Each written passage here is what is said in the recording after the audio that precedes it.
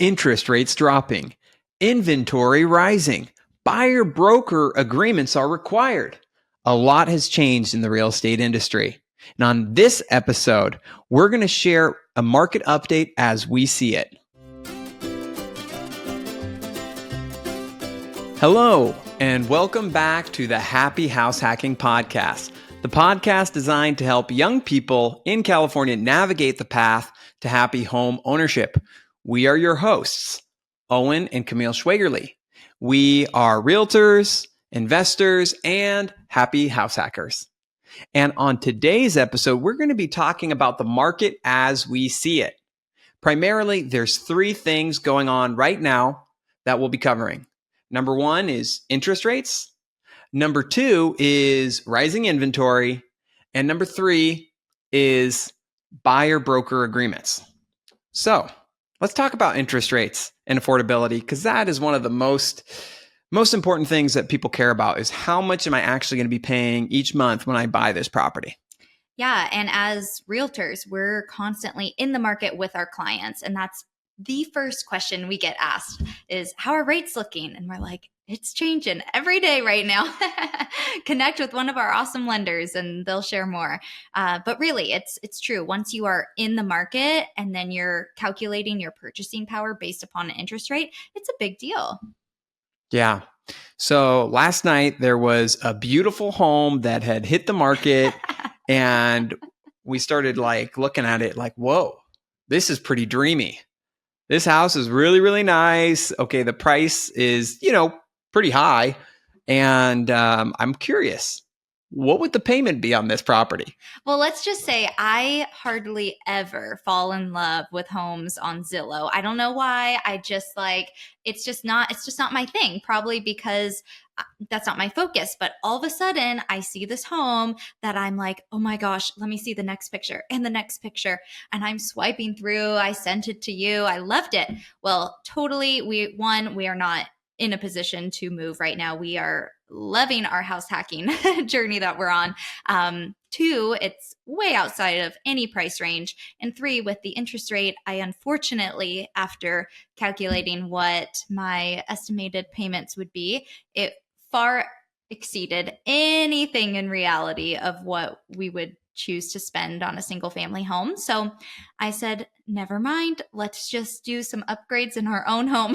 Let's add some crown molding in our own house. Yeah. And that's going to be way more affordable than buying a new one. It did feel a little bit soul crushing when we went on there and calculated the mortgage and we're like, oh, wow, this is expensive. And on that type of property, it didn't have a house hacking option for it. So you'd have to front that whole mortgage on your own, which reminded us why the house hacking strategy is so important to help bring in some income to help offset your mortgage. So we quickly reevaluated and said, okay, maybe not for us, but we're still going to go tour it, check it out. And we have clients who would be a good fit for it. And that neighborhood, they're interested. So we'll go check it out and take a video and share it with our clients. But it was a hard reality, right? It was like, and this just happened yesterday. It was that soul crushing feeling of, wow, I love this. I could see myself here. Okay, let me put pen to paper, run the numbers.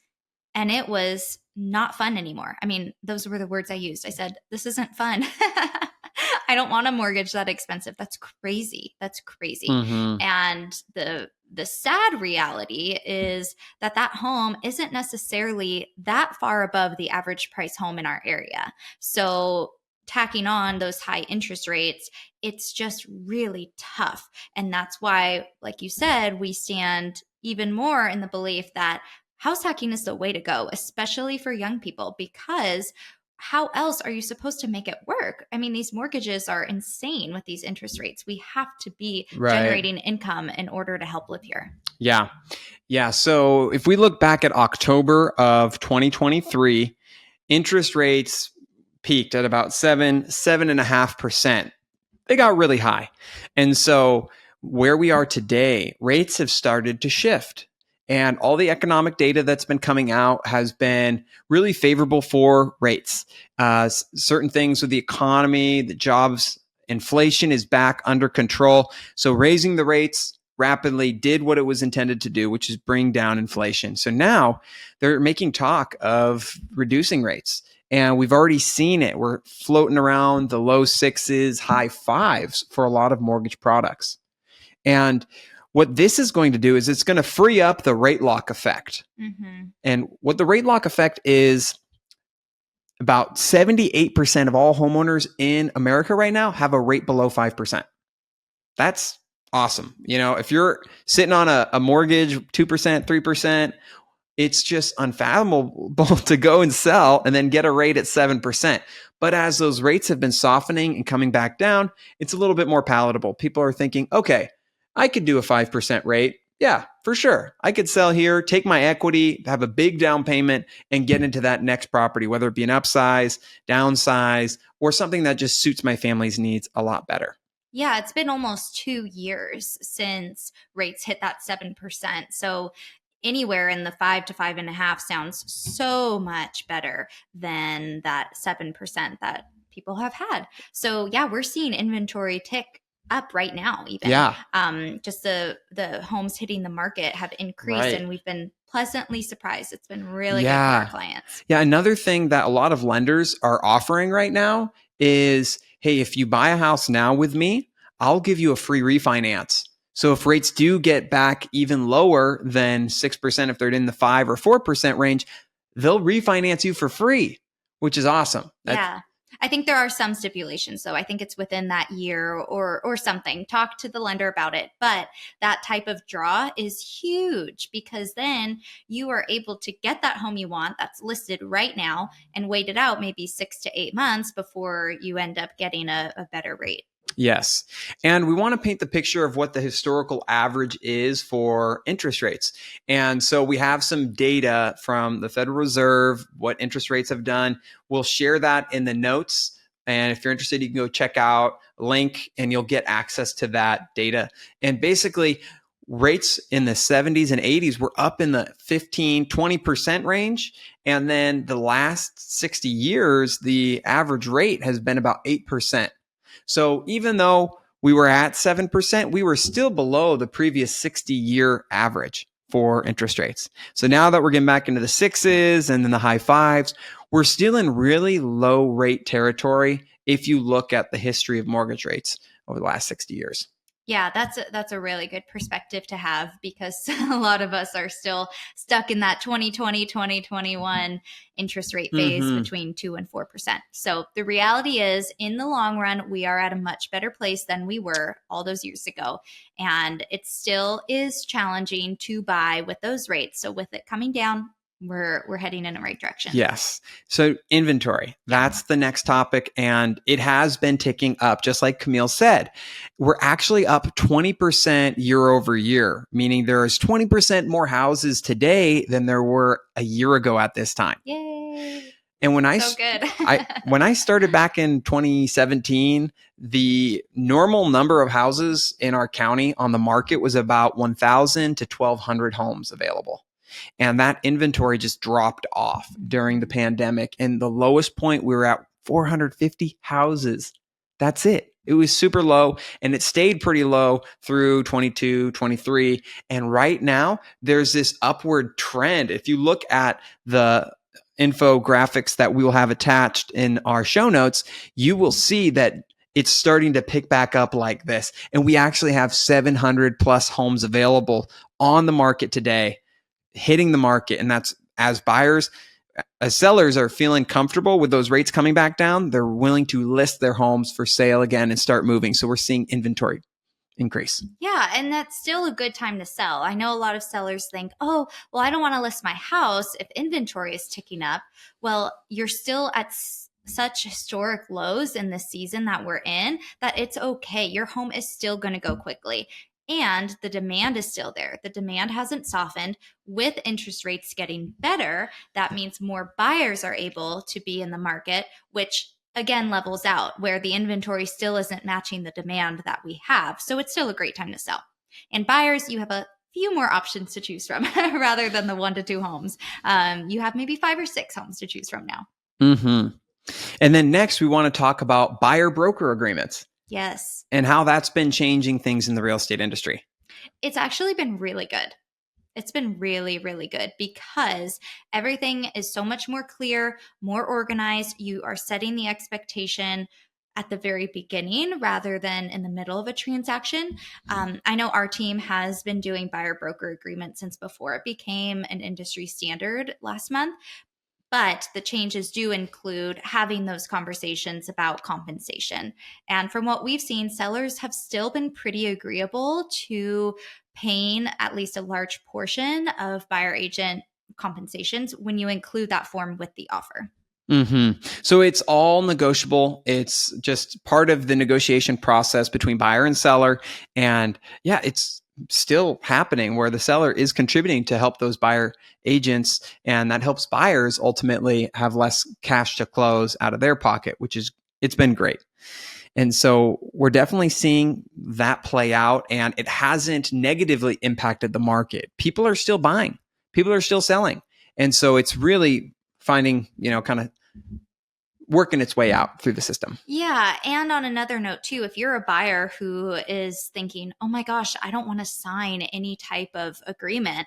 Well, the reality is you literally cannot go into a home Yeah. without some form of assigned representation, whether it's exclusive all the way or, hey, I'm only signing an agreement for this one address that you're showing me. But I even went to go show or request a showing yesterday. And on the MLS, it said, by booking this showing, you are agreeing that, yes, you in fact do have a buyer representation agreement with this client that you're going to be showing the home to.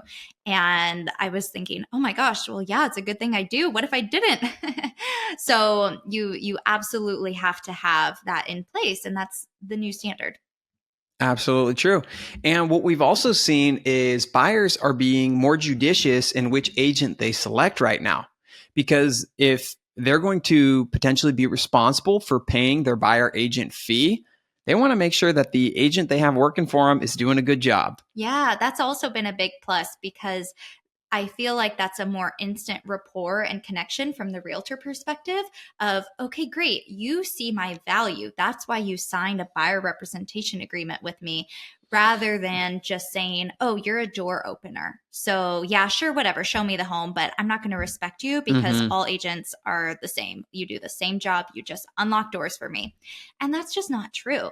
And that's where you have the ability to choose as a buyer who you're going to work with based upon their value proposition. So, yeah, of course, buyers are becoming more judicious, especially since there's that monetary value associated with it now. And exclusive agency is still the way to go. Because if you go on a non-exclusive relationship, or if you go on just a per property showing type of relationship, do you really think that agent is going to prioritize you and bring you the best deals that they come across off market? Or do you think you'll get the leftovers? Right. Well, I mean, and put yourself in the agent shoes, right? They're working their tail off every single day for all of their clients they already have signed exclusive agreements with. And then someone comes and says, hey, I don't want to be exclusive, but yeah, just show me this one property and I'll make sure to work with you if I buy this one house. Well, to me, that feels like they don't trust me, And so I'm going to send my best deals to my clients who I've already been working with because they've shown that they trust me. Right. So in that same way, have those conversations up front. If you are worried that the agent that you're interviewing with or you signed an agreement with isn't performing to your standard, talk about that. There are ways to have those conversations that are healthy and productive to collaborate to make it the best purchase for you. But otherwise, if it's from the get-go and the rapport isn't there, forget it. Right. And let's say you sign multiple non-exclusive agency relationships, you could find yourself in a bad position where you actually owe multiple commissions to agents. Let's say one agent showed you the house and then that same agent showed you that house again, or ran comps for you on that house. That's procuring costs. That's broker involvement. And per the way these agreements are written, you would actually be on the hook for 2 commissions instead of just 1. Yeah, that's not good. So just go exclusive. You'll be getting way better service. You'll be having someone in your corner the whole way through. And not just a door opener, but someone who's actually thinking about you and your family's needs. Well, and keep in mind too that the new buyer broker agreements are only good for 90 days. So if you have a signed exclusive agreement with your agent for 3 months, then okay, you can reevaluate before renewing. But otherwise, it's not. And plus you can cancel even in that time frame too. So it's not like you're, stuck with them for the rest of your lives. Just work it out. But it's imperative. It's now the law. You cannot go look at a home without having some form of a signed representation agreement. Yeah. So that's how we've been seeing real estate lately. We are in the thick of it, day in, day out with all of our clients. We just had a fun celebration earlier today, closing on a home for some friends of ours who have been wanting to make it back into city limits. So that's been really special. But we are just seeing the ways in which there's hope again with these small changes, with interest rates slightly dropping and inventory increasing. Buyers and sellers are getting hope again. Because you could buy a property now before rates come down even more. So you lock in that price, you start building equity. And if rates do drop more, you refinance later, have a lower payment, maybe have some equity that you're sitting on you could tap into to do something else in the future with. Yep. Well, thanks everyone for tuning into our show. We will be back next week with some exciting new real estate updates. Take care. All right, everybody, that's a wrap. The market is changing, things are dynamic, and yet people are still buying and selling all the time. If you want to make your next move in real estate, please reach out to us for a free consultation. And then if you'd like access, check out the show notes to see all those infographics. And please like and subscribe to this podcast so you'll never miss an episode.